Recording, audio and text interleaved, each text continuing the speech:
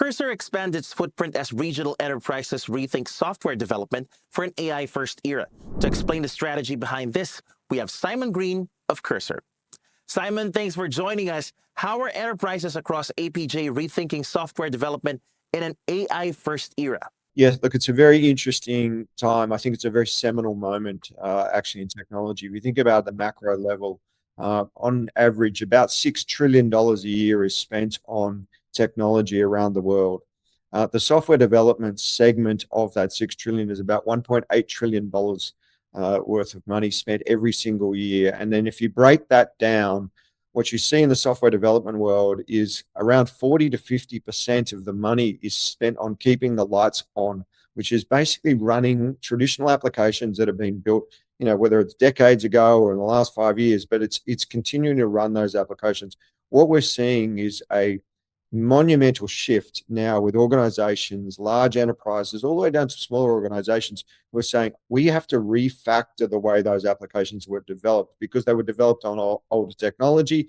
We can't continue to spend money back in that domain because we have to start to innovate. We have to find new areas of growth. We have to find new ways to get to customers. So whether we're talking to customers in Japan or down to Australia, across to India, countries in Southeast Asia, they're all looking at the same problem. How do we bring Cursor in and completely reshape the way we develop software? We can do it faster. We can do it better with better cost control. That allows us to then get to more innovative ways to support our customers. And so we're seeing this trend right across the region, and it's a huge moment in technology. Simon, what sectors are you seeing having a faster pace of AI adoption for their software development? Sure. I think there's two industries that I will point you to right away. I mean, one is the traditional, what we would call digital natives. Here in Singapore, there's Grab. When you go up to, Japan, you've got Rakuten. You've got the traditional banking and finance segments that are moving very, very fast because they're the ones that have legacy applications. There's a beautiful case study in Australia with Cursor, one of the big banks down there, but we're talking to the banks all over the region because, again, they have really incredible amount of technical debt with these legacy applications. And so they have to move fast. And their business cases are literally months and years to redesign, but Cursor comes in and we can do it in literally days and weeks. So the economics change dramatically, which then allows them to get to faster pace of innovation. So I would say those two domains that you asked. There's the digital natives, and there is the traditional bricks and mortar banks that are making the shift to go very, very quickly. But that doesn't preclude other organizations. There are others moving quickly as well, but I think they're the two highlights for me right now. With your cybersecurity background, Simon, how should organizations balance the speed of AI adoption with the need to secure it? The enthusiasm for deployment of artificial intelligence, the pressure's been coming from the board, the chief executives, and so everybody's been leaning in. And unfortunately, cybersecurity was being left behind. And you're right, I came from that world. I can tell you the statistic was this, that in the Fortune 100, every single one of them had a artificial intelligence strategy, but only 6% of those organizations had a security strategy, which is a big blind spot for them.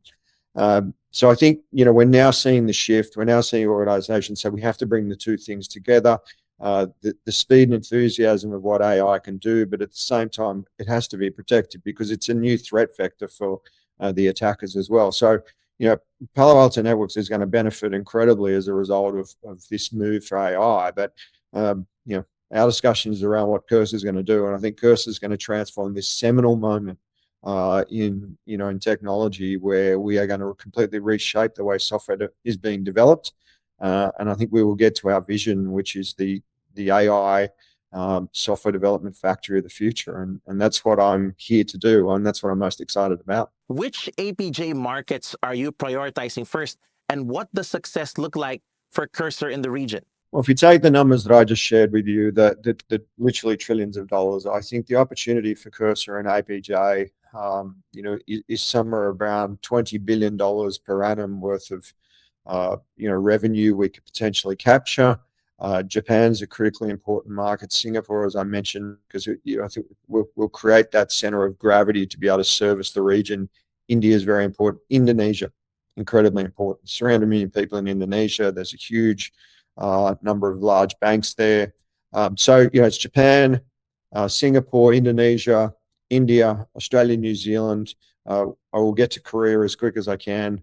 But again, I think every market is going to go through this transformation. That's why APJ, I think, is going to be really a pillar of strength for Cursor over the next 3 to 5 years. Great to have you with us always. Thank you for sharing your thoughts, Simon. Although, thank you for having me. It's a pleasure being here. That was Simon Green, the president for APJ of Cursor. For more news, visit AsianBusinessReview.com.